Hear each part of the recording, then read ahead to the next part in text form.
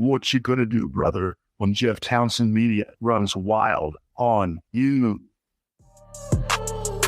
Have you been searching for a podcast? Do you want to learn from some great content creators? Well, you've come to the right place. Indie Podcaster with your host, Jeff Townsend, the Indie Podcast Father.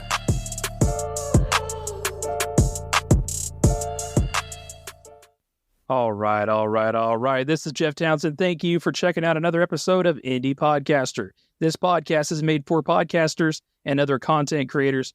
Certainly don't consider myself a guru, nor either do any of my friends that will be featured in these episodes. But what we do like to do is talk content creation, pick each other's brains, and have a good time. I'm proud to mention that this podcast is sponsored by Indie Drop-In. Now, let me tell you something about Indie Drop-In. This is an awesome network that my friend Greg has created. What he does is drop episodes from independent content creators into his established podcast audience on his feed, and he shares your episodes to an audience that already exists. Yes, it's like free advertisement and promotion for your podcast. He spent a lot of time, money, and effort building it, and he already has an audience interested in the content, and he can certainly help you by sharing your content. It's great promotion. Go to indiedropin.com/creators and check it out. If you're a comedy, true crime, paranormal, or various other different kinds of podcasts, you can benefit from this. So I really encourage you, once again, go to indiedropin.com/creators and see if you can get your stuff featured on Indie Drop-In. We'll go back to the podcast here, Indie Podcaster. So what we've currently been doing is sharing content from 3 different projects that I'm involved in. The first is Good Morning Podcasters with my good friend Fuzz Martin. We also do some content on Podcasting Sucks. And then in these episodes, you will also hear some content from Podcasting Power Hour. Podcasting Power Hour is a live thing we do on Twitter Spaces. We get a whole bunch of great podcast minds together and we talk podcasting. So if you're a content creator, a podcaster, I think you'll take something away from every episode of the content I'm going to share with you. With that being said, make sure you check out Indie Drop-In and make sure you enjoy this episode. I think it's important that we all continue to learn and grow every day, and that will help us become even better content creators. That's certainly what I try to do, learn something new every day. I'm excited to share this content with you. I think it'll be a learning experience for you. Let's get to this episode, and I hope you have a great time listening to it. Welcome to Podcasting Power Hour with your host, Jeff Townsend, a.k.a. the Indie Podcast Father.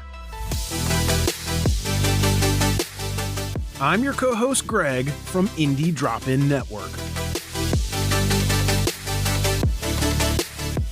Podcasting Power Hour is recorded live every Monday at 9 p.m. Eastern Time on Twitter Spaces. Every week, an experienced panel of podcasters and other experts will tackle your podcasting questions.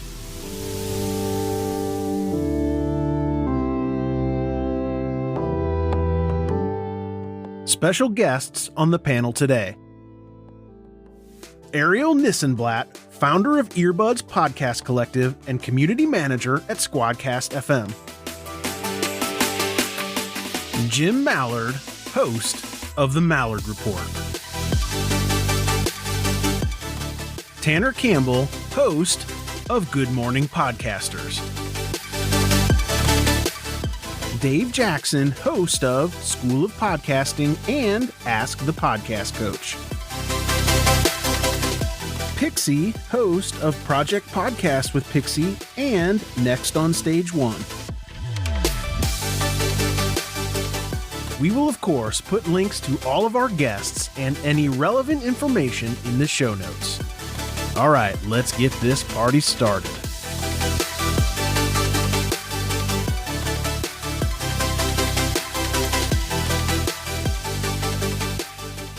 We'll get it going. This is Podcasting Power Hour here Monday, June 20th. It's 2022, Greg, in case you forgot the year that we're currently in. I am Jeff Townsend, the host of this lovely weekly space we've been doing. And Greg, I'm going to let you introduce yourself. I will say, though, he's fallen and he can't get up.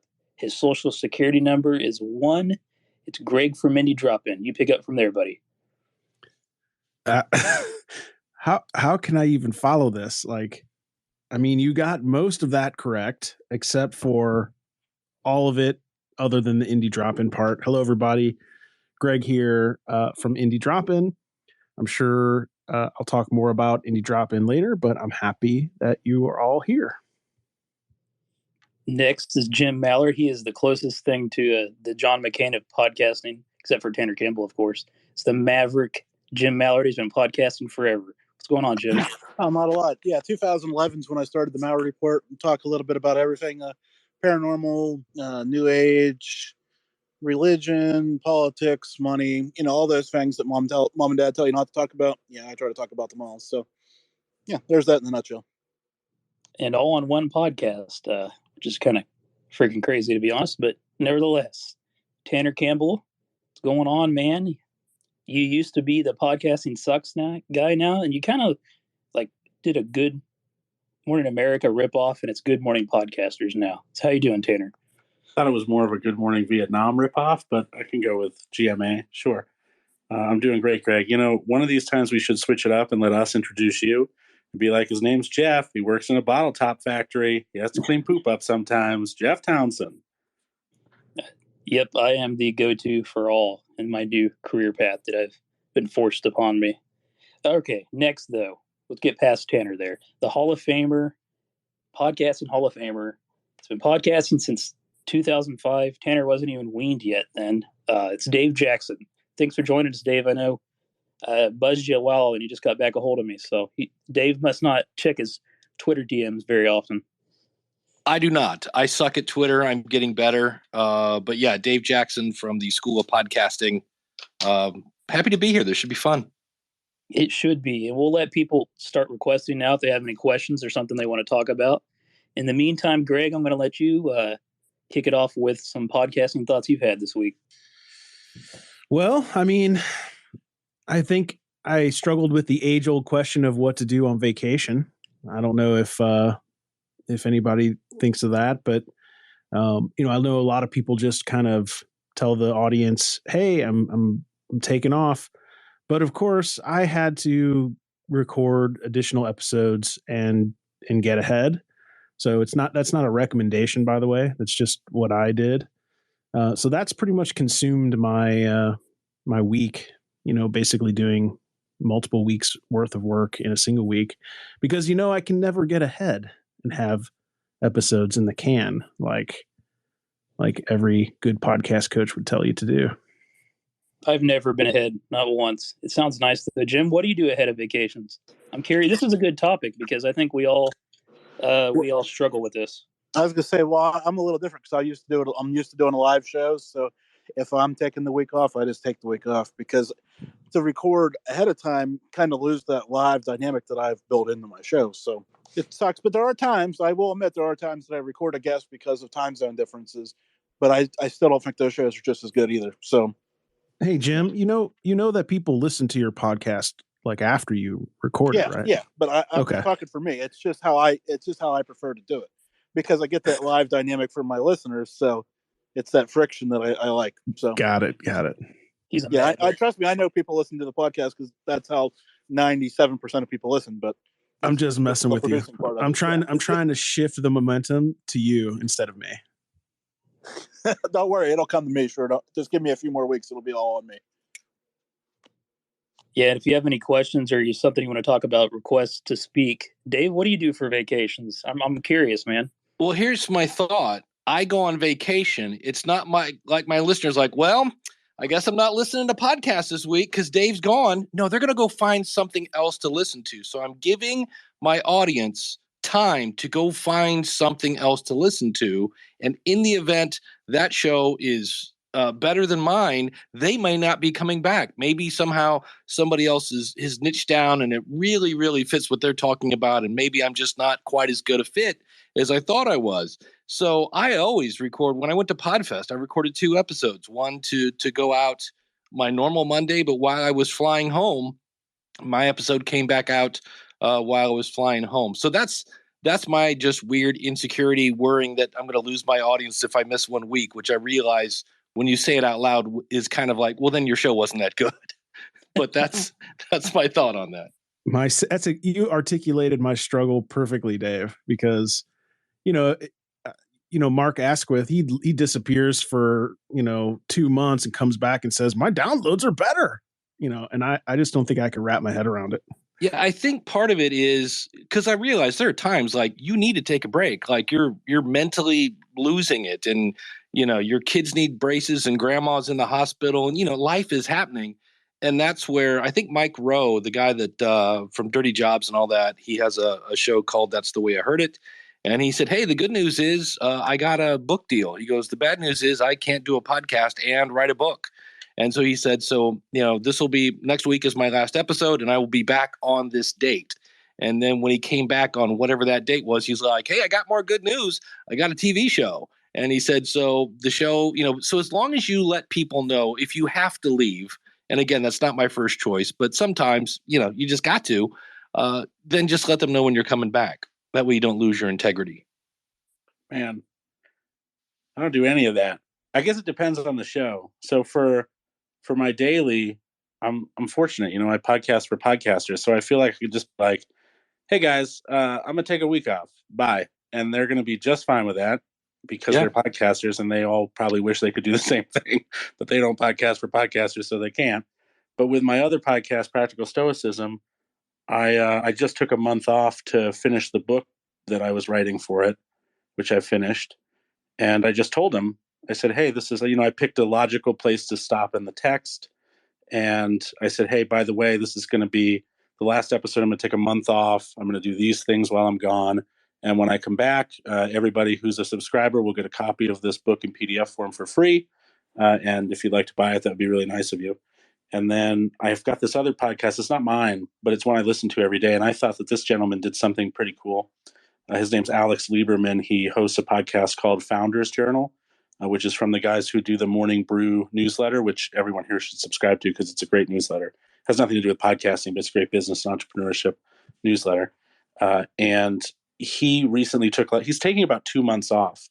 And what he decided to do was he went back into the catalog and found the best episodes and just recycling them as classics. He just puts them parenthetically classic episodes. So he does like 3 episodes a week. He's been running classic episodes of the most popular episodes while he's gone working on this other project, which I thought was a great way to do it. If I didn't keep deleting my episodes, I could probably do something like that.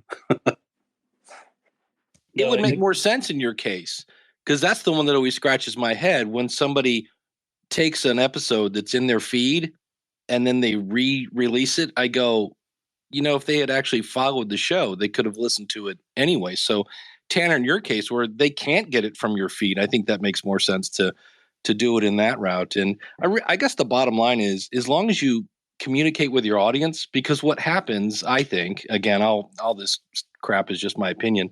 But have you ever gone to you take your car in to get, I don't know, tires, and you think it's going to take 15, 20 minutes, whatever. And now it's 45 minutes to an hour. And you start the minute you don't know what's going on, your mind goes negative. And I think that's the case where if you don't say anything and all of a sudden you're like, well, that's weird. There's no episode there's no episode today from Tanner. It wouldn't happen. And you do that daily show. So by day 2, you're like, oh, that's weird. 2 days in a row, third day, you're like, God, I hope he didn't die from COVID. So I think when you communicate with your audience that, hey, I'm taking a break, I think that's really the key, just so they know you didn't get hit by a bus. I'm convinced that 50% of my audience is kind of hoping I got hit by a bus. That might be the case. And the other 50% knows you. So if you didn't show up for a week, we would figure you were just doing something else and would eventually make your way back. Right. Oh, he's starting a nonprofit this week. That or we'd hit you with a bus. No, if anybody has any, we have some shy people today. It's a lot of the same people, but if you have anything you want to talk about or ask, feel free. In the meantime, I do want to say, do you think podcasting is the listeners and consumers of it are more understanding of this vacation thing that we're talking about in comparison to radio? I mean, any other industry, really. What do you guys think? I mean, yeah, they're not paying for anything. Of course, they're more understanding. Yeah, fair enough. My boss is less understanding when I had a boss, I guess. But yeah, podcast listeners that's another reason that I don't. I mean, again, I'm podcasting for podcasters, so I feel like Dave and I have this benefit where they get it. They're not going to give us a fucking hard time. They're not paying for anything. They're podcasters themselves. They know how it is. But even with my other podcasts, I mean, if I want to take a fucking week off, I don't even know that I need to tell you. Fucking, if you're going to leave me because I took a week off, go fuck yourself. You're a little too, you're expecting too much for paying absolutely nothing. You're not doing podcasting sucks anymore, Tanner. It's Good Morning Podcasters, so it's the softer side. Yeah, it's the softer side. Right. This is the softer side of Tanner. Oh. Oh, wow. Pixie, you jumped up here to speak. What do you got going on? Hey, Jeff. Hi, guys. I am currently on podcast break, vacation. Sure, we'll call it that. And we did end the season 3 on a high note, and we said that we'd come back. So we are going to do a season 4, but we haven't got there yet, right? So we haven't. I think when you come back from a break, you have to do a couple of things. You got to do a new commercial. You got to probably do some new press. You got to market the show, get people like salivating and waiting for those things. I don't know if I would necessarily do like a whole re-release of an episode. Maybe if I cleaned it up, but I'm definitely in the I got to come back. I got to hit it. But I also got a new job. So I'm teetering between paying bills and being a podcaster. So that's where I'm at. Hey, Pixie, same career, different place, or whole different career? Whole new career, something that I haven't done yet.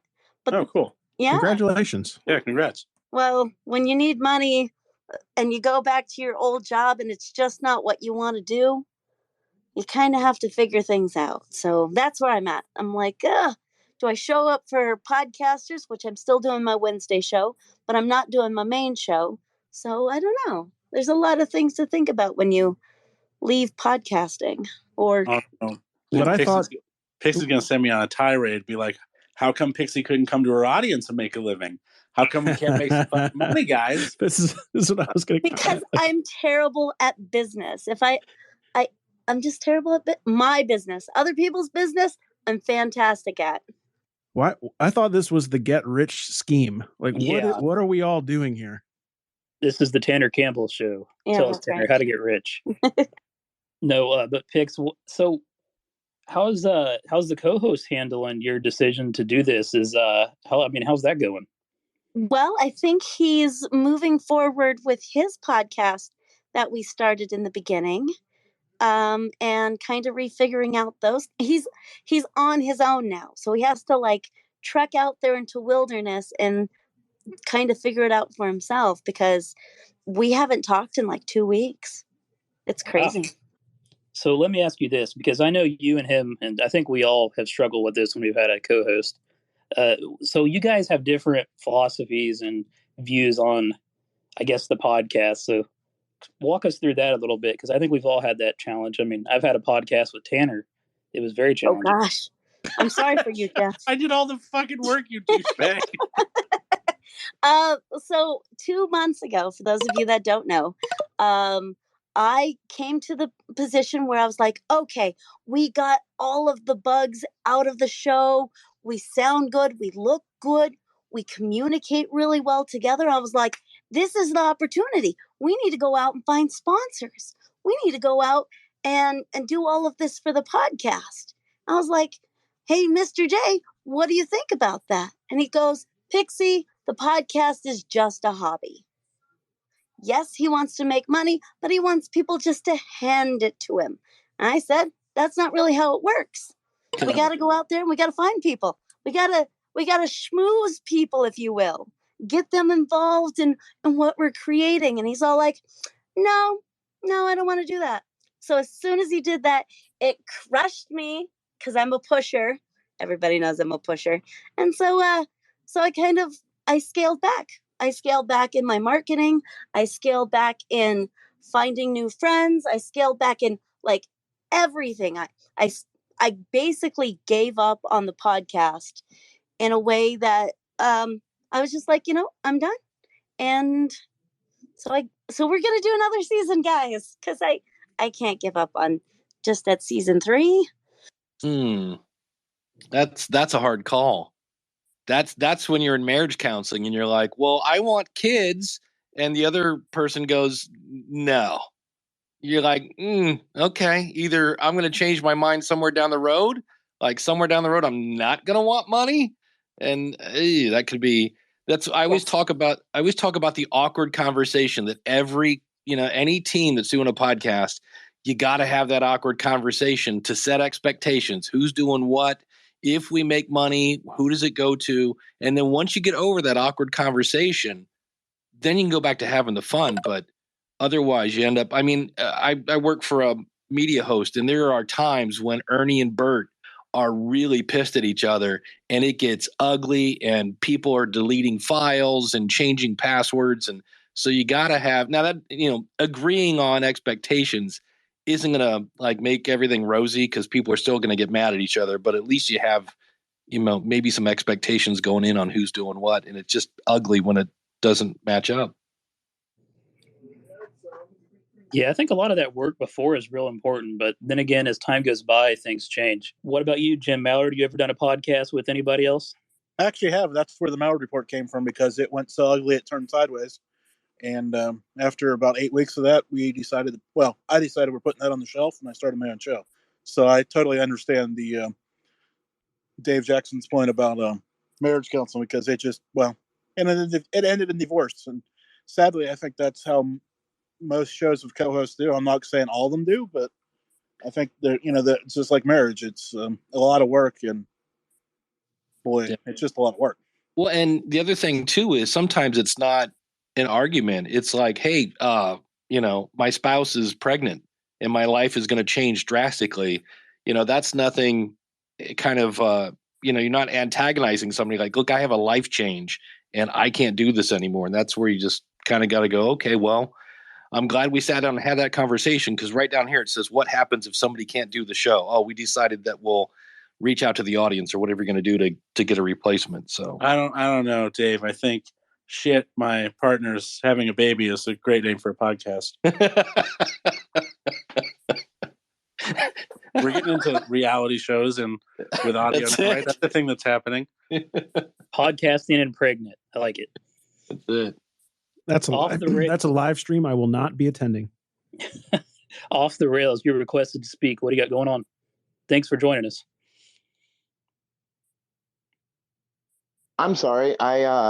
Sorry, just turned my speaker on. I was listening to Pixie speak, and I actually had a question for her about her partner that she's going through right now.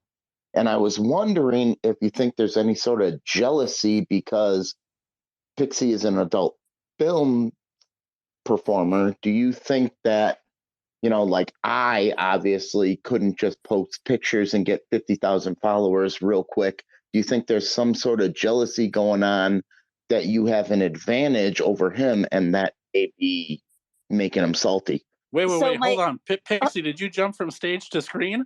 No, yeah, I didn't know that. No. So my co-host, he's a retired male entertainer. So he has done screen work. There's no jealousy between the two of us. It's just that we were on different paths. If I could get him to see this is how far we've come and this is where we could go, yes, it would work. But he, like I said, all he wanted to do was have the money come to him. And it just doesn't work that way. The money just doesn't fall in your lap. I will say that Pixie also, it's, just beyond posting pictures, she puts in the time here on Twitter to meet all these different people. So you do spend a lot of time doing that. I wasn't saying that. I was just saying, do you think there could be a jealousy because she has an advantage, No, maybe. he's a dinosaur and he hates social media. So he could care less about how many followers I have. Well, then that's his own fault, Fair enough. You have anything else off the rails before we go to Perry? Go ahead. Go to Perry. Let's go to Perry. Hey, so I may be taking us backwards because I was going to talk about during the off times, but I can also address some of the co-host stuff. So for me, in the off weeks or months, because I'm actually between seasons right now, I queue up either interviews that I haven't aired the full interview for, because I usually take snippets of interviews and bring those into my main show. So I'll get an edit of those and I'll do a quick, I'll spend maybe 10, 15 minutes recording a quick intro to that. I don't do all the sound design that I do in a normal show. And then I release that kind of on my normal schedule so the RSS feed stays alive. Then I also do a couple every now and then, if I don't want to go through the pain of editing a full interview, because I still don't let those be overly sloppy, I'll just put out something on that time schedule that's 5 or 10 minutes that just gives updates and says, hey, here's what's going on with me right now. We're in the process of getting ready for season 3. We've got this, X, Y, and Z going, and we really appreciate all your support and understanding while we're taking this time. And then encourage people to get in touch with me if they have any questions or want to connect in any other way. So I just do that. It keeps the RSS feed alive. The other thing that I do is there are 2 shows right now that I have in development where I am going to have a co-host, but there is definitely a power dynamic so that I can set the proper expectations, and that the co-host that I have is actually an employee of mine with the podcast company that I just started. So as far as setting expectations around who gets the final call and all of that, that's pretty well established, though we do work very well together and are very comfortable throwing ideas and kind of wrestling through those things. But if there's a final vote that needs to be cast, it's really clear that it's mine. Well, don't overwork him, Perry, because he's my employee too. I intend to work the heck out of that guy. Perry, I did want to thank you for buying Tanner like 100 coffees. That was really nice of you. I don't know if he's ever thanked you or not. Of course I've thanked him, you doofus. No, that's a great point that you bring up there, Perry. It really is. Ashers, you are next. Perry, you can stick around, man, if you have anything else to talk about. Will. Sure. Okay, I'll go ahead and go. Tonight, it's Monday. It's my weekly episode recording night. And to be quite honest with you, and I'm just double checking, I know this is pre-recorded, but yes, okay.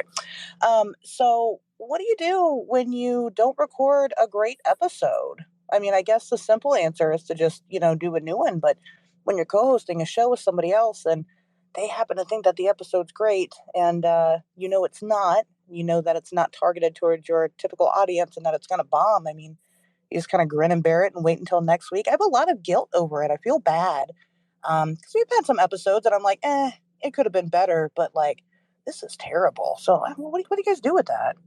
Well, I've had shows that I thought were going to be crickets, and people will say that was the best show ever. And I've had other shows that I'd worked on for weeks, and I'm like, man, I can't wait to hear the feedback, and it's just crickets. So I guess what's your planning process like? Because I'm thinking, did you know going into it that this isn't really on target? Not really. The topic itself was pretty on target for the typical show. It was just that we ended up having a guest, and this particular guest has a really large social media following, but they're really good friends with my co-host. So instead of it being like, hey guys, let's stay on topic, it just was not at all. It was really all over the place. They just kept sharing stories of things that they did together, and it just was like 2 dudes having a conversation, which I guess I understand. Podcasts sometimes are like that, right? But it was just very different from the normal show, and it just doesn't feel like it belongs at all. And that kind of mindset I've gone into every episode that we've created is that this could be somebody's first time listening to the show. And if they listen to this, they're never coming back. Yeah, but I think that's probably mitigatable. Is that a word? Mitigatable? Able to be mitigated with just a little pre-roll intro, like, hey, this is your first time to the show, welcome. Just to let you know, everybody, this one's a little weird. Didn't go the direction that our shows usually go. So if this is your first time listening, maybe start somewhere else. And if this is your 10th time listening, just be prepared. This one's a little weird, but it's the way it came out, and hope you enjoy it all the same. And if you don't kill me. I've never done that. I've always worried that if I brought it to attention, it would make it worse. Jim had his hand up, then Pixie did, then we'll go to Perry. Yeah, I was going to say it's always awkward. That's why I try to avoid interviewing my friends, just because you get a little too comfortable in the subject matter. But Tanner does have a good point. You can just, if you're honest and put it up front, I think it'll turn out okay. And as I always say, I'm back next week. So, what do you do, Jim? Hell, you're doing it live. Yeah, well, that's what I'm saying. That's why I just come up front and say, hey, I'm interviewing somebody I know fairly well. So some of you might be a little bit behind and not understand where we are because we've talked before. I'm diving a little bit deeper than I normally would with a guest right off the top, just based off my relationship with them. You ever had one though that was just like going terrible? Like how'd you go about that live? Like not just like well, they it wouldn't wasn't like a friend, so that was the friends. good news. I've only ever bailed on 2 guests live, and then I just started the old monologue. Potentially flip it to live calls, but yeah, it does happen, and that's where that live feedback comes from too. You can kind of tell what your listeners are thinking in real time, good, bad, and indifferent. So I'm going to say this sounds like bonus content that you could put behind a paywall. If it's more in depth with your co-host and you can basically dissect it, you could give that extra bonus stuff to people who want to support your podcast. I'd considered that because we just launched a Patreon. Well, I just launched one probably about 2 months ago, and it's going fairly well. And they seem to really like the off-kilter, off-topic stuff. How do I approach that then with my co-hosts and just be like, "Hey, that episode was terrible"? I mean, I obviously I can't do that. Well, now hold on a minute. If you thought the episode was terrible and it wasn't going to resonate with your audience, why the hell would you release it as a paywalled item? Don't do that. Right. Here's something that really sucks. Enjoy. Thanks for subscribing. Here's my work. We do other stuff too. We'll do like these little slice of life kind of episodes that, again, we have a paranormal podcast, but he did an episode for the Patreon where he talked about the one time he filmed gay porn, and people like it. So hold on, wait, okay, pause, sorry. Back up. Filmed or participated in? He filmed it. He did not. At least I don't think he's participated in it yet. Maybe he has. He should tell that story on the Patreon next. But no, people like that because we'll kind of mention that stuff on the show itself, right? And then it's like, well, hey, if you want to hear Pat O talk about that time you filmed gay porn, go subscribe to Patreon and listen to it. And people will. So I don't know. It's something that I'm kind of dealing with, but the show comes out on Wednesday, so I think I better make a plan. I've done the Tanner thing because my co-host about once a year goes to Boston to hang out at this cigar shop, which are good. And I know those guys too. And the first couple of times it was great because this guy is like a total independent business. And he's really taken kind of this indie attitude of growing his business now to growing his podcast. So he has all these stories, but there are times when I kind of subtly on StreamYard will take me off the screen and enlarge their screen. Cause I'm like, I'm not in the show anymore, guys. Get the hint here. Like, throw me a bone. But on the other hand, if they're having a good conversation, it's fine. But I've done what Tanner does. I'm like, hey, today's a little different. Jim's in Boston with the cigar guys. And it's just enough to let people know. I don't know that I would say today's a little weird or today isn't going to be as good, or because that is kind of a thing where you're like, I don't know, it might be good. People are going to listen for the weird stuff. But I've done that thing where it's like, hey, today's a little different, just to throw it to, like you said, for that new person. Hey, Ashers, one thing that I've done that, on the surface seems a little bit weird, but it really helped the show, is I will aggressively edit and then I'll add my own commentary to what they're talking about just to bring the show in line. It might not be what really happened, but it's a performance for the audience. That's the way I think about it. That was the other thing. You can edit out all the bro talk, edit it out, and just keep the good stuff. Yeah, if they didn't give you a chance to talk, you have your chance in the edit. Yeah, this is where Michael acted like a total bro. We're going to skip over that. I actually do all of that. So if something isn't hitting right, then I will, I'll change the question that somebody asked. Or put an interstitial in there with voiceover to bridge some things. But I'll also, if an episode is different than any other episode right up front, I'll just give folks a heads up. And I'll talk about why it's different or what makes it special in some way. So I've had a few very experimental episodes, and I always prefix those with some little thing that says, hey, here's what I'm trying this episode. If you don't like it or you want to try something else, feel free to go to another one. And then the other thing that I would really take on board is that Pixie's suggestion of just saying, this is bonus, whether you put it behind a paywall or not, you just labeling it as a bonus episode will make people think about it differently. I think those are all really fantastic ideas. I think it's the first time, which I guess is a good thing. In 2 years of running this podcast, this is the first episode that I felt badly about putting up as the episode. which, is a win in a way. But yeah, gosh, they talked about music for like 45 minutes straight. And that's not what people come to this show to listen to. So I think I might try to cut it up and see what happens. But I just feel terrible. I feel like I didn't have a win this week. And I don't like that. Well, not that I'm advocating putting out not so great content, but I think we've all probably read books where, whatever, there's 8 chapters and chapter like 6 was like, meh, all right, that's 10 minutes I can't get back. So I say that to say that they all can't be aces, not that we want to get in the habit of like, it's good enough, but don't beat yourself up too much. I gotcha. I appreciate it. That was a great question, though, because I think we all have experiences where we're like, well, this doesn't seem like the best thing I've ever put out. What should I do? Like I once had a podcast episode with Tanner.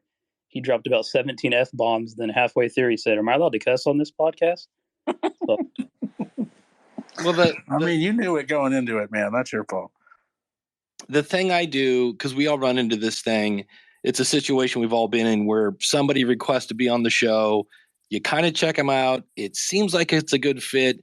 They come on and it's either A, they have just not listenable audio, or they're just, it's just not a good fit. And we're back to Pixie's situation where you're like, do I release this? So if I'm interviewing somebody I've never met and I didn't ask you to come on the show, I always send back, I'm like, hey, if you're cool with the fact that since I don't know you, I reserve the right to not publish our episode in the event I don't feel you've delivered value to my audience, then here's the scheduling link. And I've only had one person like, what do you mean, dude? And I was like, hey, if you don't think you can deliver value, then don't sign up, and it kind of separates, for lack of a better phrase, this is not gender friendly, but the men from the boys, right? It's like, if you haven't figured out who my audience is and you can deliver value, well, then don't come on my show.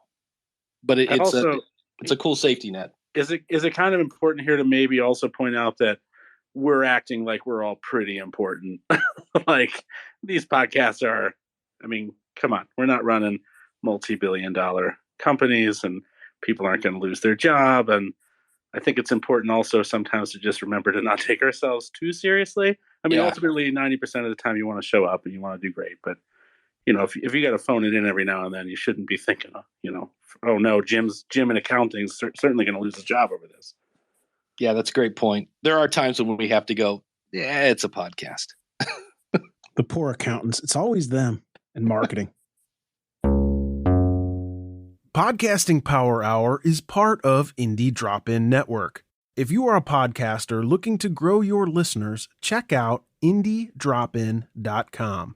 Indie Drop-In is always free, and we have opportunities right now for comedy, true crime, scary, and paranormal podcasts. Just go to IndieDropIn.com to learn more. If anybody else has anything they want to ask or discuss, go ahead and feel free to speak. Oh, can I ask one?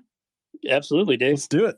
Jeff, you have a Patreon account with a $1 option. And I just wanted everybody, because here's my opinion. Not that what you're doing is wrong. It's just a thought. I feel that anybody that would give you $1 would give you $5, and you're going to lose most of that dollar to processing fees. Yeah, but nobody will even give him $1. He's priced it at what it's worth. Okay. No, I will say my feeling on Patreon, and you have a valid point, is I'm always skeptical of just like creating a bunch of extra content. To me, it's really about support for the creator. So, it's already hard enough to make a damn podcast. So, doing extra stuff seems about impossible for me right now.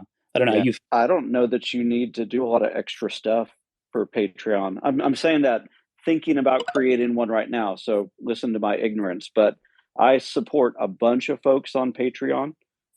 Like you said, I gave Tanner a whole bunch of coffees just because I want to support the person. And so if somebody has multiple tiers, they've got a $5 tier and a $20 tier, I'll give them the $20 and I'll never listen to anything or go to the Patreon page ever again.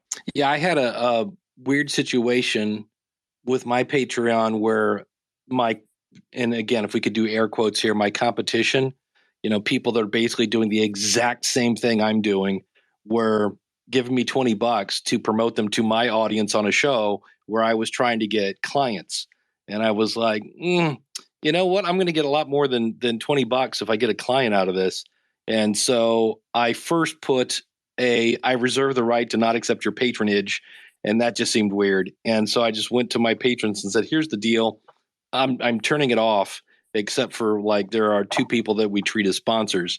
And I said, the way this was kind of set up, the whole patronage is supposed to be, I'm giving you money so you can do your art. And I lost one person, but it was just a case where that's something you want to think about if you're setting up a Patreon. That you might want to put a line in there again that says, I reserve the right to not accept your patronage in the event people are trying to basically get in front of your audience. It's like a really cheap advertisement. It's a good idea, Dave. I could have considered that. The other thing I've heard from other folks who I've talked to who have Patreon is that every now and then they'll put out a piece of content, and what they see is that people start to unsubscribe. So sometimes if you just have a Patreon that floats and charges people $5 a month and you never do anything with it, they'll just let you charge that indefinitely. But as soon as you put out a piece of content and it emails everybody, they go, oh, who's that Jeff guy? I forgot about him. And then they unsubscribe. I remember reading the statistics on such a little amount of extra content actually gets consumed that's produced and released on there. Ariel, go ahead. You have your hand up. Yeah, I just made a post about Patreon today because I've had a Patreon for my newsletter for about 4 years, and I've never pushed it ever. Maybe I've put a few quote unquote ads in my newsletter or on social media, but I've never once been like, okay, this is going to be a stream of my income or even a supplemental. I've just been like, okay, if people want to support me, this is a way that they can support me. And I decided, and so the tiers are $2, $5, $10, and $20. And I've had some people who have been supporting at $10 for 4 years, which adds up. But most people will come in and out, do $2 for a few months, $5 for a few months, things like that. But what I did start doing yesterday in my newsletter was I'm going to try for a month to just be very transparent about how many patrons I have, how much they're paying me, not individually. I don't want to give away personal, this person's contributing $2, but I am going to say week by week how much I'm making, just to see if maybe the transparency is something that people are interested in from a podcast creator's perspective. Never tried that before. Has anybody else tried that? I'm curious how that'll go. Actually, Ariel, would you be interested in doing a side-by-side with you and your Patreon and me and my Substack? Is that a competition? Because I'm scared of a competition. No, not a competition, but maybe to see. I don't. Well, yeah, I'm down. Competition of platforms, not competition of us. Yeah, I'm down. Let's talk about it. That'd be cool. I have 2 shows I listen to. One is No Agenda, and the other one is Podcasting 2.0. And both have No Agenda has a huge audience, and they have a thing where if you donate $250 or more, they will kind of give you a shout out at the beginning of the show as an associate producer. And then they have a thing towards the end where anybody above $50, and it's a huge show. And if you end up donating, they have a whole thing where they track how much you've given them. And if you've given them over $1,000, they knight you as a knight of the No Agenda Roundtable, which is all great. The whole strategy is called value for value. But the problem is the more popular you are and the more successful you are is people going, wow, I can't get this information anyplace else. You end up with this giant chunk of your show that's just you going, Jim in Poughkeepsie, thanks so much for the $50. And, Natalie in New Zealand, thanks so much for the, 75.56. I don't know what that stands for, but it's fun. So yeah, it's a catch-22.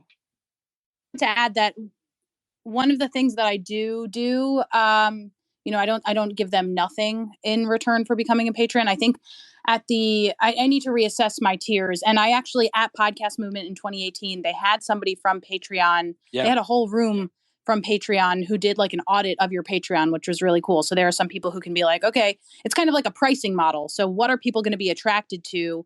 Why does this $2 tier with these 3 bullet points make more sense than this $5 tier with these 6 bullet points for your needs.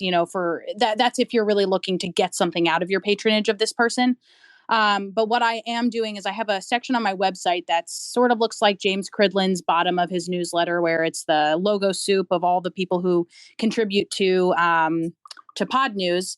But I have that on my website at earbuds.audio/Patreon so that I can point to that and be like, look at all my supporters. Yay. But mostly, so that they get a backlink, and that's powerful. Off the rails. Go ahead. I know you've had your hand up for a minute. Oh, I was just wondering about Patreon, and I'm a Wisconsin podcast, and we've won Best Wisconsin Comedy Podcast 3 years in a row, but it kind of seems like the only people that get Patreon subscribers are states that touch an ocean. Does anybody else find that the flyover states just don't get Patreon? I would kill to see that data. If that's true, that would be so crazy. Has the internet made it there? That's the question. Hey, yes, they have, but I have $3 from 3 people from Patreon in 5 years. Everybody talks about Patreon, and one of my mentors is from Washington, D.C. She's like, yeah, that's the way to go, Patreon. And it's like, it never got to hear that that's how you support artists. So I'm just like, do you guys really even know that it doesn't get to the middle of the country? This is kind of like a weird thing on the oceans. Anybody who ever said, yeah, Patreon's the way to go as their primary advice probably shouldn't be your... I was thinking that same thing. I'm so glad that you said it, because I was scared I said it wrong because I don't have a lawyer writing exactly what I'm saying. Sorry, I meant that Patreon does not help us. It does not help people in the middle. What do you want Patreon to help you with? Are you trying to make money? I don't know. I just know that I've been doing a podcast for 5 years, and I heard Patreon helps. And helps what? Yeah, exactly. Okay, what you so want extra shows? I don't even know. Here are some questions. Okay. I just want to say before you really start, before you ask these questions, I want to say that if I did a circle and just made a wider circle, I would have to get to like 8 million people before one person heard of Patreon. How do we get Patreon out? Where in Wisconsin are you based? Southeastern, just north of Milwaukee. Okay, there's definitely people near Milwaukee that have heard of Patreon. What's your show about? Comedy. Comedy. Okay. Sure. How many downloads do you get per episode? If you don't feel like sharing, you can DM me and I will happily give you some more advice off the live session. But my thought here is 200K. Okay, per episode. Wait. Yeah. I love when this happens. This is my favorite shit. 200,000 downloads per episode and almost 0 are converting to patrons. Yeah. I doubt that. Yeah. Okay. Hold on. Here's I'm going to say not 200,000 per month. Hold on, I'm 200,000 on 5 years. That's what I'm looking at right now. Look, go to your who's your media host? God damn it, you're making me get my technical shit. I have to go upstairs and get my woman. Well, here's the thing that nobody talks about is when I did a bunch of research on this, the average percentage of people that sign up is around 3%. When I talked to the people at Teachable, they said 2%.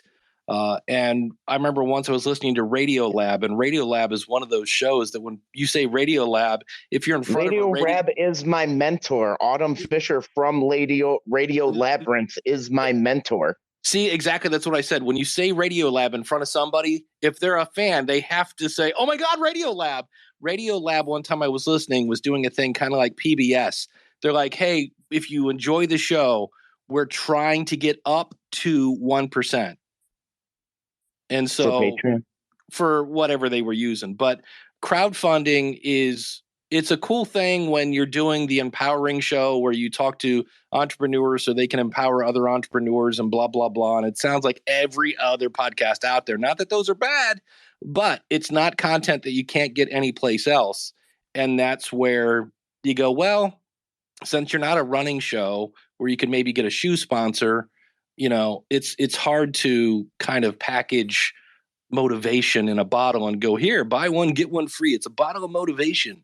So that's where Patreon comes in. We're sponsored by Coldwell Banker.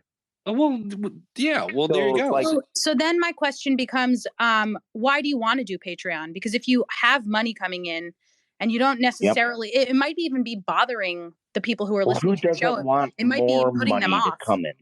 Sorry? I said, who doesn't want more money? You always Well, think there are in definitely more some ways, right? trade-offs.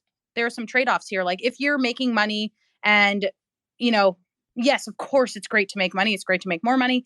But if you're hitting people with a 30-second pre-roll or a mid-roll or a post-roll, whatever it is, telling them about Patreon and nobody's converting, I would either drop that for a little bit and try again in a few months with different messaging, or I would we try again dropped with it all different the way. messaging right now and with different perks. Okay. Yeah, because she's got the point. If nobody knows what Patreon is, it's because you're not telling them. You really have to treat it like a sponsorship.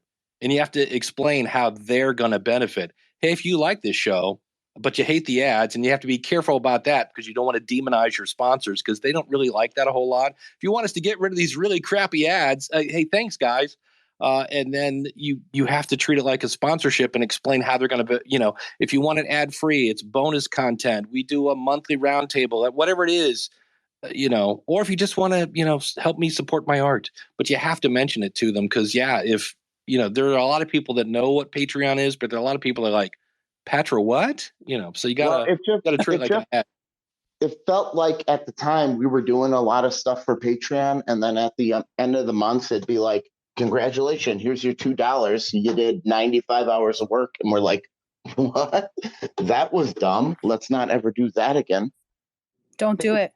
Don't do it unless you've got patrons. Okay. I do want to go to Ed. He's it could be how been you waiting pitch it, patiently. too. You say it depends how you pitch it too. Is that what you said, Perry? Yeah, I was just gonna say it could be. Hey, you know what? We get sponsorship from Caldwell Banker. That does a lot to help us, but it doesn't cover all the bills. If you really like this content and you want to support us, you can go to our website /support, and we'll hit you up with a Patreon or Glow.fm or however you want to do that, and then get them in that way. Don't say Glow.fm just because Dave's here. We're gonna. Well, no, there's less of a barrier to entry with something like that than there is Patreon. You don't have to create another account. So it depends on friction as well. But there's also Supercast, which doesn't mean you need an extra host. Right. So there are other options out there. There's also like memberful.com. You could have people just be members. There's tons and tons of ways for people to pay you a little bit extra to support you. All right, I'll try this again. No, that's all great information. Ed, I know you've been waiting patiently. You got to walk the dogs, so we'll let you go ahead and go, man.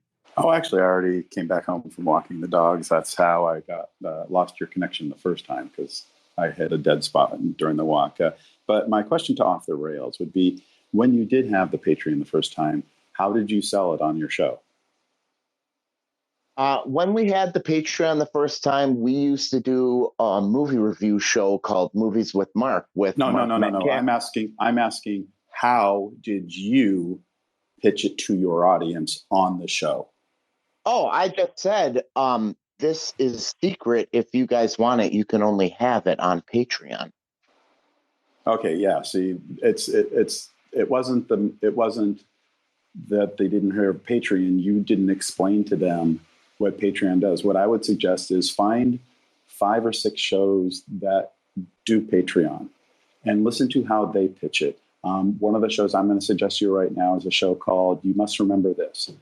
It's a great movie history show hosted by Karina Longworth, who's a very respected critic. She's actually married to Rian Johnson, who did Knives Out and The Last Jedi. She doesn't need the money per se, but she does a Patreon because she wants to properly support the staff that works with her on the show. So just go listen to any episode of You Must Remember This. Listen to the last 5 minutes and listen to the way that she pitches it. It doesn't matter if you're going to go with Patreon or membership or buy me a coffee or whatever. Listen to how other people who are successful with Patreon are pitching Patreon to their listeners and potential subscribers, and then figure out how you can do something like that. Because if you just say, hey, there's this secret thing that if you join Patreon, you can do, that doesn't entice people. You need to make it so freaking awesome that giving you guys $5 a month for some bonus content and extra views or whatever it is that you're going to give them for $5 or $10 or $20 a month. You need to sell it, and you need to make sure that you sell it so beautifully that they can't help but join. Because if you just say, oh, it's a secret thing, come join it, that would never entice me. But I'm a Patreon of You Must Remember This, because the way that she sells it, the way that she says, this is how awesome this thing is if you do it. I would also say that Thank you. I've had a lot of luck with, and Perry can talk to this because Perry's in my Discord. And he bought you 1,000 coffees. And he bought me 1,000 coffees. Well, that was in Perry. Remind me. I'm pretty sure that was in trade for a consult. Not necessarily a consult. I think you answered one of my questions on the show, and I was just like, all right. I thought we talked about the booth or something. Did we? Maybe Yeah. so. I know I've done Buy Me a Coffee for you a couple times, so I lose track. Perry's the nicest guy in this room. But so with Discord, which I think probably everybody here knows is like an alternative to Slack, I just what is it called? Stripe has recently brought out something called payment links. Stripe used to kind of be a pain in the ass to take payments. You have to issue an invoice, and it's kind of like a mature solution for selling things online. And it usually works in the back end where you have something like Shopify handling the front end. But a few months ago, maybe longer than that, they rolled out payment links, kind of like what PayPal used to have. So what I do now is I have a link in the description of every episode that'll say like join the Discord, and that takes them to a payment page where they just enter in their payment details. It's recurring for $3 a month, and as soon as they submit the payment, they get a like a receipt or a response says, hey, thanks, your payment went through. Click this link and you'll be automatically added to the Discord. And that's been pretty helpful for me. I mean, it's been a good way to grow my Discord, and it's not a lot of effort. I mean, Perry will tell you, everybody in that group, I check in probably once a day, twice a day, maybe less frequently than that. And a lot of the value in that group comes from, like, for example, Perry, he talked about that podcasting company he just started. It was born from a relationship between him and the person he hired that started in that Discord server. So a lot of the times the value can be just in connecting your community with itself. And you don't have to necessarily be doing a whole bunch of extra fucking work, which I hate. I'd swear they're paying you there at Discord. My God.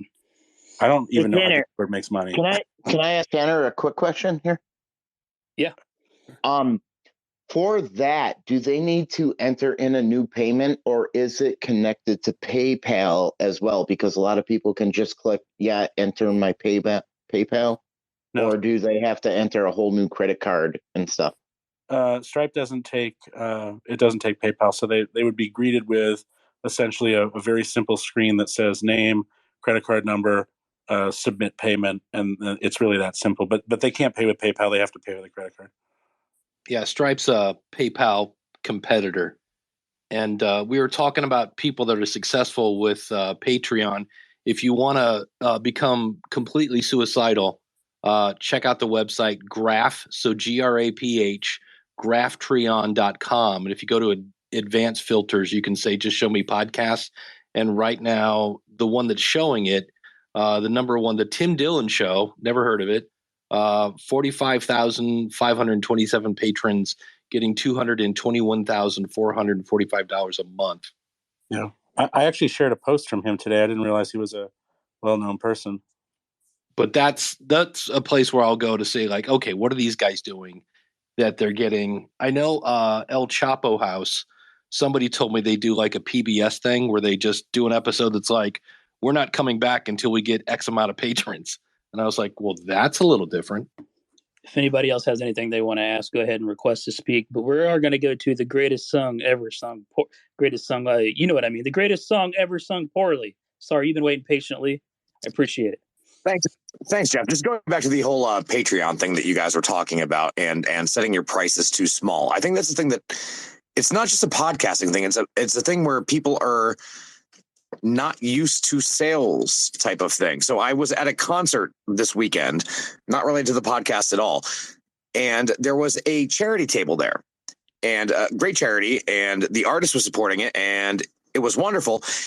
and they weren't making any money. So my obnoxious ass, as Tanner will tell you, I'm very obnoxious in large groups. I just started carnival barkering for them and calling people over. And I'm like, yeah, and you can take all of the swag back with you for $50. And the person running the table was like, but it's only $40. I'm like, it's not 40 anymore. It's 50 now.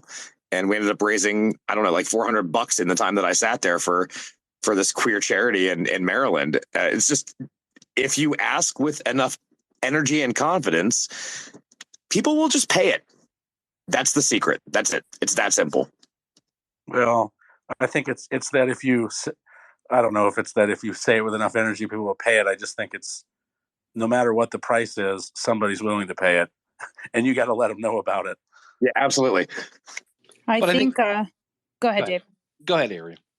Just was going to say, I think with everything in podcasting, probably with everything in life, I'm still young, I don't know. It's all about experimenting and trying something for 3 months, seeing if that works. And that is as large as having a Patreon at all, and as small as your actual words in your call to action for your Patreon.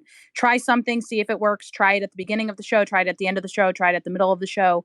Lots of different things that you can do to potentially persuade some people. And then once you get those people, you've got to do account management. So a lot to go into it, and it might be worth it to spend your time looking for ads rather than looking for patrons. But of course, that's another thing to consider. So also, I'll add on to that, and then I swear, Jeff, I'll shut up and let you do whatever you're going to do next. You could offer, this is something that I do through my podcast. It's the only thing I ever sell to podcasters. And when you hear the price, you probably think it's ridiculous, but you could do the same thing. You know a lot about comedy. Maybe there's a potential for you to teach a comedy class or something. But I teach a class on audio engineering, and I charge what will now be $13.40 for it.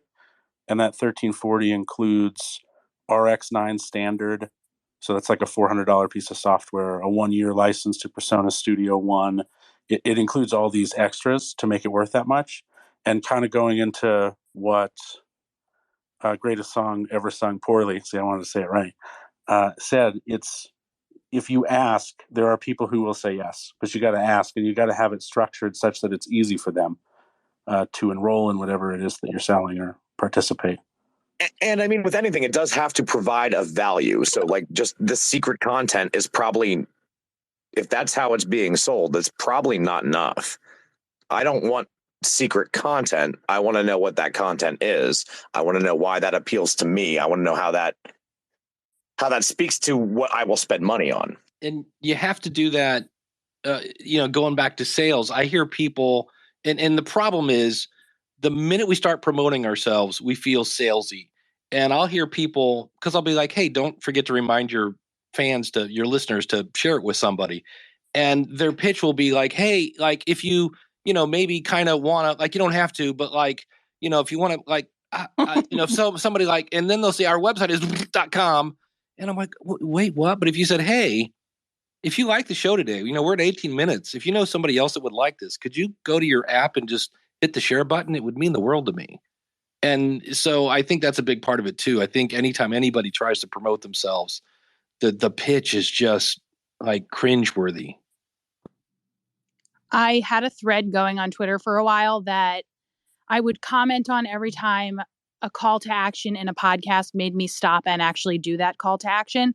So think about that as you're listening to podcasts over the next few days. I think that's something to keep in mind is, why would you stop doing what you're doing, which is listening to a show? Maybe you're washing the dishes, maybe you're out on a walk, doing whatever. Why would you stop doing what you're doing, pause the podcast, navigate over to the website that they told you to go to?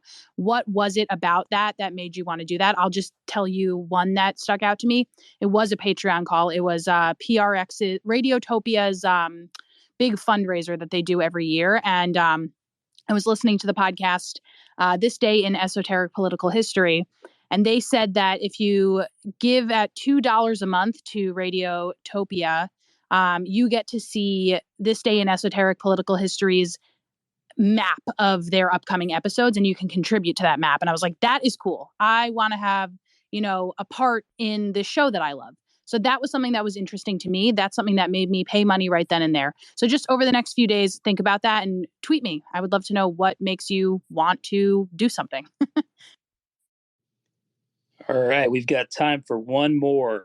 The Blue Collar Enlightenment Show. Please tell me it's not something about Patreon, or we're going to have to rename it Patreon Power Hour.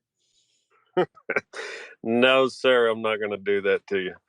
I'm going to try to revert back to the sponsorship thing. And my question is, once you find your potential sponsors, how do you even go about contacting them and selling your podcast to try to make that money? And, how much do you take and how much do you give? Oh, boy. Is this me, Jeff? You can start it out. We got to get Jim Mallard in here at some point. He's just sitting there. I don't know what he's doing. Well, I'm not a Patreon guy, so I was just taking that part of the conversation in. So you want to know about the sponsorship thing? This is my 2 cents on that, and I'll let somebody else who's probably smarter talk about this. But I never use the word sponsorship when I'm pitching somebody. It's always a partnership because they can do. Obviously, they're doing the money for me, but I'm going to do something for them, and whatever. I mean, it depends on the deal. Depends on your show. I know there's CPMs out there for podcasters, but sometimes, the person's running the small business or an author and just trying to get going, and you want to help them, so you go a little low. And sometimes, they got more money than brains, and you want to go a little high. So, yeah, it's all. And maybe I'm looking at that totally backwards, but that's just how I run. Are you a first time? Are you a first time podcaster? Like how far along in the podcasting process are you going to these sponsors? I'm going on 4 months, but this is kind of a long-term goal for me. So I want to be able to have that knowledge when I get to that step. Tell me what the show is about, and tell me who the target sponsor is. My show it's kind of in the title. I'm a blue collar guy, and I'm searching for answers in the world and enlightening myself on how people go about their entrepreneurship. Every story is different, and you always learn something new. And so that's what my show is about. And who is you don't have to give the name of the company necessarily, but how does the sponsor that you're thinking about approaching align with that mission? Well, mine would be for the blue collar workers, like the blue collar way, like Carhartt, Atwood, those type of chains. Oh, I kind of like that. So I almost think that your show title doesn't do enough to explain that this isn't necessarily a philosophy show. It's a show about learning how to be an entrepreneur, but starting out as a blue collar, maybe labor worker, and becoming an entrepreneur and making your own life. Am I right about that? You are exactly right. Yeah, I don't know. When I read your title, I thought, oh, this is a blue collar guy having philosophical discussions about philosophy, not necessarily about entrepreneurship. So there might be a potential opportunity to improve the name of the show, especially since you're only 4 months in. But I think that you could approach, so long as you can make it clear what the match was, you could approach somebody like Carhartt or whoever. I like to tell people who are going for their first sponsorship to go for about 10,000 for the year, and to not focus on the number of downloads that they have because they're new, and of course they can't do that. There's no value. But it's all about the fit between your content, the potential of what you'll do in your first year, and the value of the sponsorship to Carhartt. I guess in this example, usually the sponsor needs to have a more expensive product than what Carhartt's average product cost probably is. John Deere might be a good fit for that too, but I think Carhartt's more like blue collar. John Deere probably doesn't really get into sponsoring podcasts too much. I'd say go for 10,000. I could probably walk you through a more detailed process if you wanted to reach out to me. I won't charge anything. I'll just talk to you. But I've helped people do this in the past. He won't charge you anything, but he would love it if you bought him about 100 coffees. Great. You know, I don't even use Buy Me a Coffee anymore, right? Oh, come on, Dan. If you got NFTs now. If you got $4, you can chat with him on Discord. Yeah, exactly. It's $3. Hey, he already said it was free. Yeah, it's free, man. So I'm gonna take that and run with it. Greg, you have anything to throw in here? I mean, I have lots of comments about this. I mean, Indie Drop-In was booked up on sponsorships for, I don't know, maybe 9 months. It's a little bit light right now.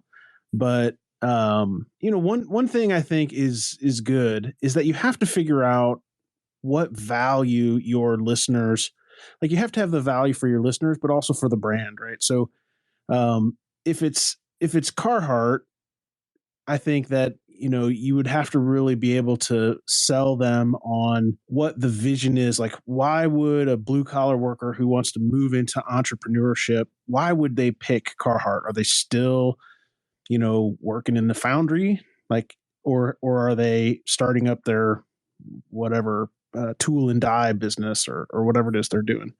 Yeah, like does are you going to the point where are you thinking like does Carhartt have emerging entrepreneur program? Are you trying to think of something like that? Yeah. I'm trying to think of, because you're brand new, and I think it's a mission that some of these folks might want to gamble on while you're still building your show. But you have to get the niche, and this is, Tanner was spot on with this. I'm just going to make sure it's as clear as it can be. Your niche has to be razor sharp to get solid sponsors, right? You have to be talking about the blue collar angle for lifting yourself out of the whatever labor world you're in, and building a business. Like every single show has to have that theme. And then once you have that, then you can go pitch that vision to sponsors, and you could ask for something like $10,000 or even more, because they might believe in that mission, but that has to be right. Like, you have to really figure out what the value is for both people. Like, will your people buy it? And one trick I use that I can't get Tanner to acknowledge as genius is I test it with affiliate marketing, right? So I'll go find something that resonates, and my true crime show is a good thing. I found a good test. I went and just signed up for Amazon affiliates, and I pitched a book on true crime to see what my conversion ratio would be if I pitched it exactly like a sponsor. So I could go to a sponsor and say, I have a 3.5% conversion rate, which is 2% more than the average. And I can ask for $50 per thousand downloads as an example. And that's a real life example. So there's millions of things you can do, but I'll go to Ariel since she has her hand up. Just wanted to add that I think one of the mistakes that podcasters make is thinking that monetizing means you've made it, or getting a sponsor means you've made it, whatever made it means to you. And somebody was getting at this before, but I think what's really important to consider is, will your audience convert? Yes, brand awareness is something that some brands want to go after. But when you're in talks with potential sponsors for your show, you should talk about, who is your audience? Are they likely to convert? And I would definitely test that out with affiliate links, or, asking them to do something that maybe doesn't have a monetary value, like, I don't know, a free tier, coming to your website and taking a survey, something that you're asking them to do something maybe in exchange for the chance to win an $100 Amazon gift card, something like that, that brings them somewhere so that that they're engaged, because you do not want to enter into a partnership with a brand and not have your ads convert for that brand, because then you're going to charge them $10,000 for a season and it brings them nothing. You definitely don't want that. So I think before anything, definitely do some big testing. And you did not say that you were, looking to do this right away, and you're looking to get all the information that you can. And I think that's great. But I would take all of this into account, and especially just the don't do it too early, because you want to be hearing from your listeners, so much so that that when you tell them to go buy something, a good percentage of those people will go buy something. And then they're going to tell you about it. And then they're going to tell other people about it. And not all that is trackable, but it's still something that comes from you. And you can do that affiliate marketing, by the way, right now. Like, it's never too early to start testing that stuff, in my opinion. And this isn't exactly right, but maybe from blue collar to boardroom, like something more like that for the name Oh, of your I show? love that. That is a vast improvement. It can't be boardroom though, because he's entrepreneur and nobody wants to get in the fucking boardroom because Right. there's terrible places. But something like that. From boardroom to boss. Blue collar to beach. Oh no. Oh well, that sounds like a retirement show. But from blue collar to boss, that does sound good. That's pretty good, Greg. Yeah. All right, Perry. So on the monetization piece, I'd just say that there's a couple other points to think about. One is, if you're going to people, you can always pitch exclusive sponsor versus diversity of sponsors. So you can say, hey, here's what I can sell this season to you exclusively for X amount, whatever that is, or you can be one of a series of sponsors, and I'll offer 5 sponsor spots. But if they're wanting real clear brand alignment with that, then they will pay a certain rate to be able to lock you in, so that some of their competitors can't have their voices heard. The other thing you definitely should do, especially if you get an exclusive sponsor, is let them know that part of the success of your show, even though you're pitching them, part of your show's success depends on them. So if they're sending out a newsletter, you need to promote your podcast. So they're helping grow your show so that you can take canal of their prospects. And I think that's creates a little bit of a virtuous cycle, and also shows your value and keeps them engaged over time as well.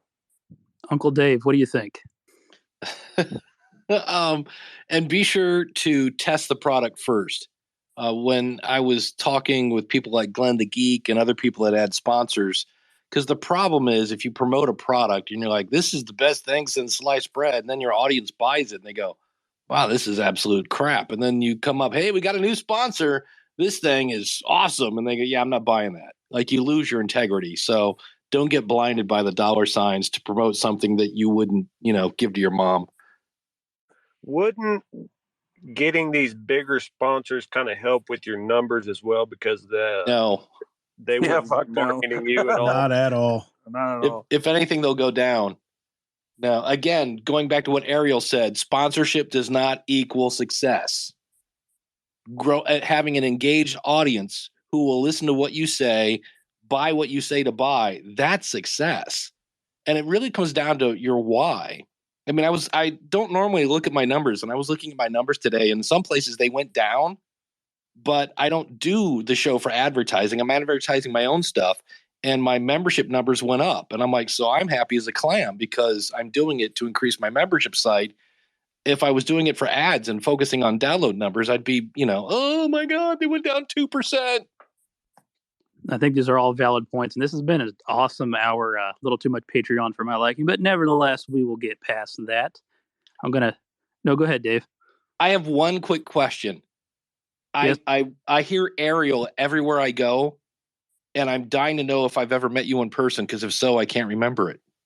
Oh, definitely. Okay, because I'm like, it's like I see her all the time, and I'm like, it sounds familiar. I need to go find your picture. Yeah, I work for Squadcast. I'm sure we've been at events together. I knew that, yeah. So, and I know you do the whole sounds profitable thing. And I was like, man, she's everywhere. I'm like, I've probably met this person. So, all right. That's all I had, Jeff. Thanks. Dave, did that confirmation do anything? Like, that's my worst nightmare. When I go, have I met you? They go, yeah. I go, oh, I'm terrible at this. No, my problem is that I remember faces and names extremely well. So it's often creepy. I'll go up to people and be like, we met at this place and doing that. And we talked about this. And they'll be like, what? And I'm like, all right, just ignore me. It's demoralizing for me. I am the opposite. I won't remember your name or face, but the minute you show me your artwork for your podcast, I'm like, oh, you're that. Okay. Yeah. So you're like, oh, we have met before. I got to go. Yeah. Thanks, Jeff.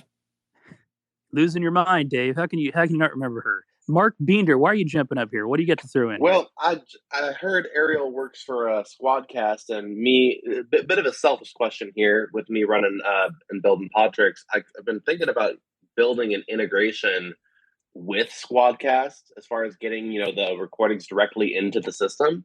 I was curious as to who I need to talk to get that process started. Yeah, I got you. We have a public, I'm going to say the wrong acronyms, either SDK or API. I'm not really sure, but I know that you can integrate. I'm on the people side of things, so excuse me for not knowing. If you email rockwell@squadcast.fm, he will tell you everything you need to know, and feel free to DM me for that. Awesome. Thank you so much. So before we go, does anyone else want to come up and buy or sell something to anyone on the stage? Just last call. Last call. Yeah. Don't give Tanner the opportunity here. Can I try to get people to check out Uncut FM to just see it, which is a terrible name and everybody's probably giggling, but I'm experimenting with it and I'm having some amount of luck and it's pretty cool. So if you're into finding, it's a platform that allows you to create an NFT membership card, and then somebody can just use a regular debit card to purchase an NFT with crypto, but they never realize they're doing it. So the really low tech person who doesn't understand the space can still participate. It's basically Patreon, but the key is an NFT instead of, like a dollar bill. It's kind of interesting. Does it integrate? I don't consult for them. That's what we need. I don't consult for them. I don't work for them. There's no benefit for me if you go check it out. I just think it's cool. And I'm having some luck with it, so look into it if you like. What'd you have for dinner? What did I have for dinner? I had what did I have? I had zoodles. I had zoodles for dinner. You had something vegan, I'm sure. What's zoodles?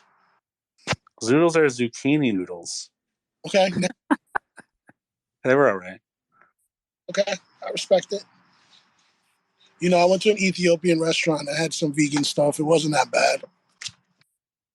We've got a great Ethiopian place right around the corner. I keep meaning to go, but I seem to never get there when they're open. They keep odd hours, but it always smells great when I walk by. Oh my God. The place that we got, it was hilarious. So we're mid-stroke COVID, whatever, but we happened to be able to get into this place, whatever. The dude's showing us how to eat the food, it was crazy. It was crazy. I was thinking the whole time I'm going to die, but it was worth it. So what up? I just feel like Asher's right now. I totally get her question. Going off track. No one remembers Asher's first question. No. I got you. I'm nodding my head, just being polite. Well, do you have anything else? Did you have a question or anything, or did you just want to know what Tanner and his dog steals all of his food, what they ate for dinner? I mean, is there anything you guys want to talk about? I'm all ears. Well, we're about to put a ribbon on this bad boy. We've been at it for going on an hour and a half now. So, I mean, had to come back next Monday. Keep you waiting. So, join the Patreon for the extended power 2 hours. Exactly. On that note here, I will go ahead and give my closing thoughts on this evening. I think that I learned that this podcasting power hour is sponsored by Patreon, Discord, and Squadcast, it seems like, unofficially. But no, seriously, I think important thing to remember is that there's a lot of great people up here, but not everything works for everybody that's being said. And everybody kind of has their own path, but you really got to be willing to continue to learn and try things to grow. So it may not work out for you exactly, but consider everything and just don't be afraid to keep learning every day. I think that's absolutely critical. Ariel Nissim. Oh boy. What do you got now?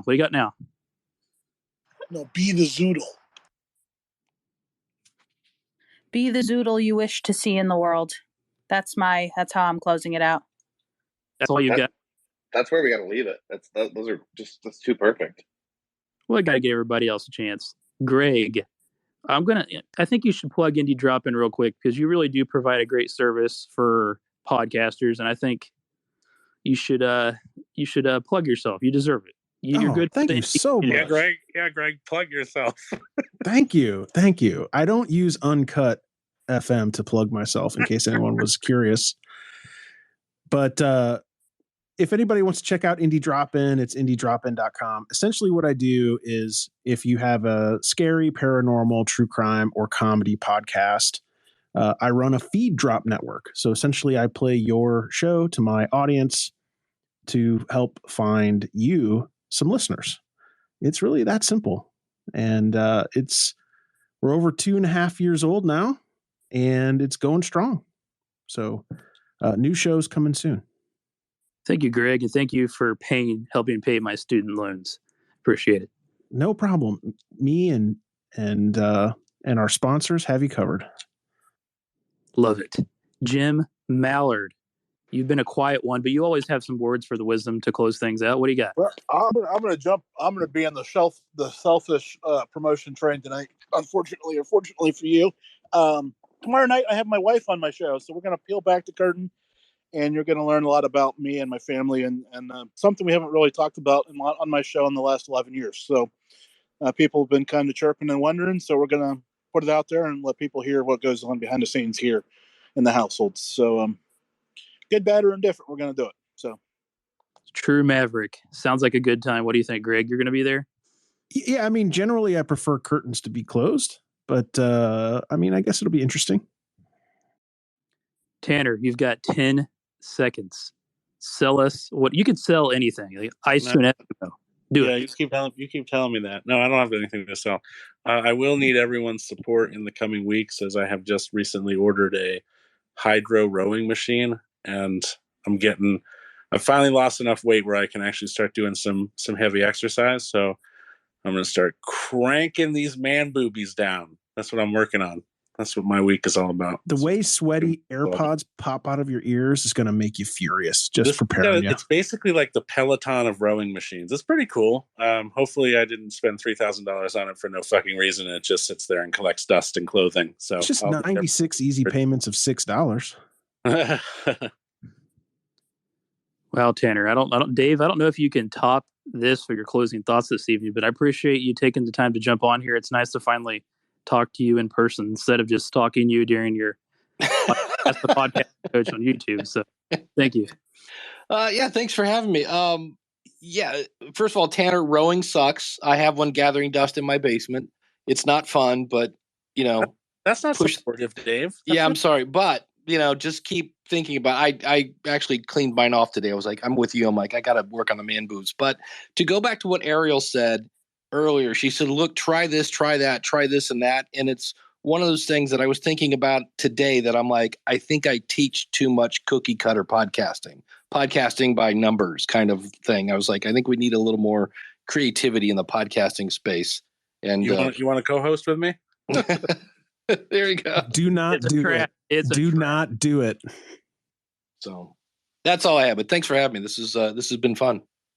Dave does have a podcast, School of Podcasting. You should check out. He provides great information for podcasters. Well, I think we're going to put Greg. What do you got? I was going to say I'm a proud patron of Ask the Podcast Coach. So, must have got me on that CTA. That's it. I appreciate it. So much love in this community. Don't we all love it? Speaking of love, I love all of you for joining us, and I hope you continue to do so. Next Monday, we'll be back at it again at 9 p.m. Eastern. Until then, thanks for attending Podcasting Power Hour. Keep being you, keep being great, and screw Patreon. We're never going to get that sponsor, Jeff. I don't know. What are you doing, man? Gosh, man. Whew.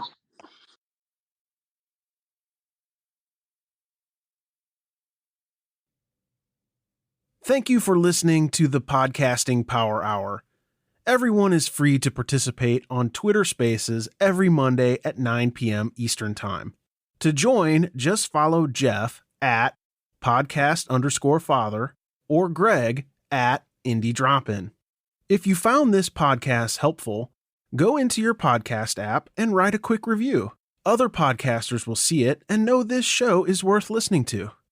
Also, I'll put a few links in the show notes for ways you can support the show. I think by now you know we love our coffee. Have a great week.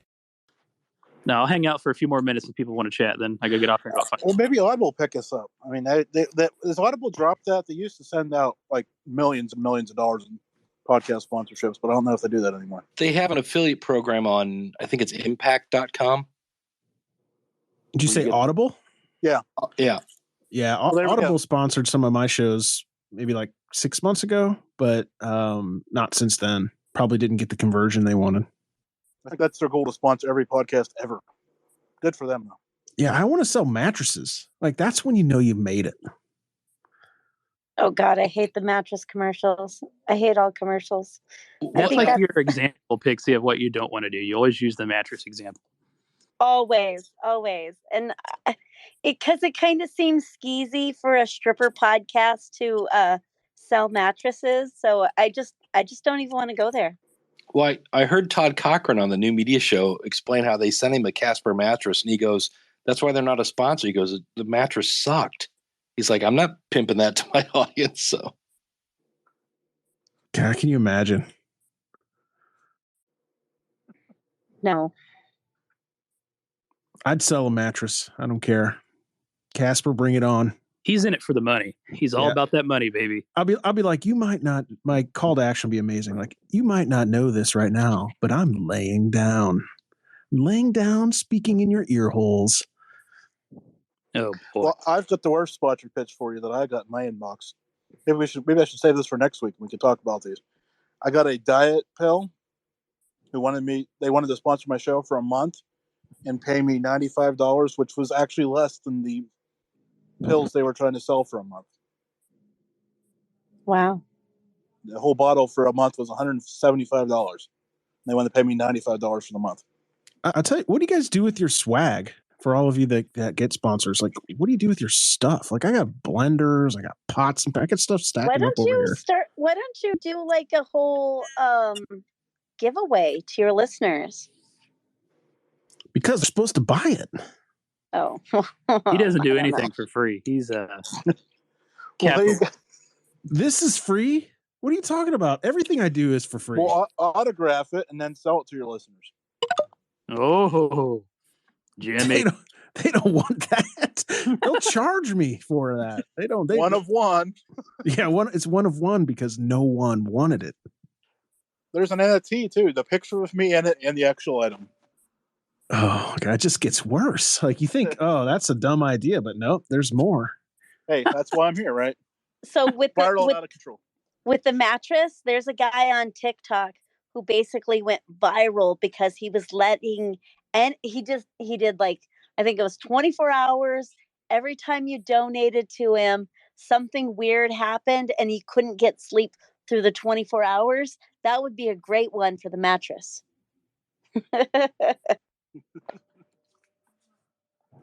I haven't slept in 3 weeks.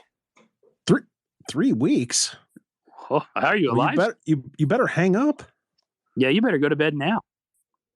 Just go and listen to my show for a few hours. It'll take care of that. But only the next one. The life and death of Jim Ballard. Jim's like, niche? Nah, I'm going to have my wife on. Yeah, screw this shit. Niche is overrated. I got to get off here. I will talk to you all next week and some of you in the meantime. Greg, see you later. Good, Jeff. See y'all. Bye, guys. Bye. It's in the game. Thank you for that. We'll take that exit. Yes, I'm exiting now. All right, bye. Thank you for checking out this episode of Indie Podcaster. I really do appreciate it. If you're interested in learning more about this podcast, you can go to podcastfather.com. If you're interested in all the different kind of work that I'm doing, you can go to jefftownsend.media. Contact form on there, various other different podcasts and projects that I'm involved in that I think you will enjoy. But again, thank you for supporting me, and make sure you support Indie Drop-In Network like we covered in the beginning. Get your podcast featured on there. Until I see you next time, take care of yourself and keep being you and keep being great.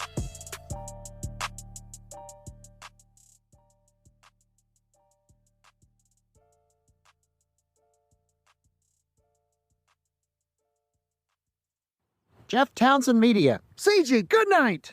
And the question is, do I stay here? Will you be back?